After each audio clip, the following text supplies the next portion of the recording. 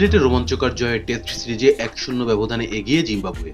স্বাভাবিকভাবেই তাই ২ টেস্টের সিরিজের জয়ের স্বপ্ন দেখতে পারে, কিন্তু তা নয়, মাটিতে পা রাখছে তারা। সংবাদ সম্মেলনে নিজেদের পরিকল্পনা জানানোর সময় আরভিন জানিয়েছেন সিরিজের ফল নয়, ম্যাচে মনোযোগ তাদের।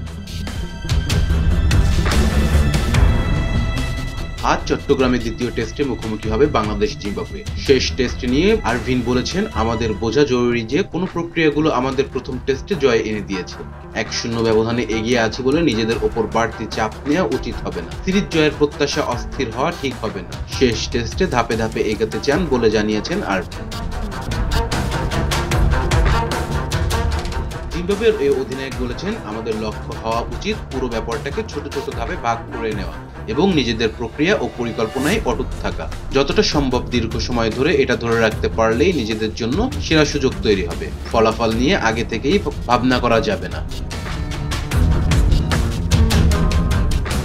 সিলেট টেস্টের জয় জিম্বাবুয়েকে আত্মবিশ্বাস দিয়েছে বলে জানিয়েছেন তিনি বলেছেন, সিলেটে জয় আমাদের মধ্যে অবশ্যই একটা ভালো পরিবেশ এবং আত্মবিশ্বাস তৈরি করেছে।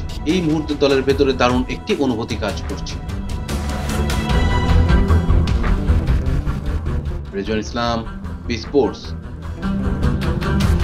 Please subscribe our channel to get more information about Cricket World.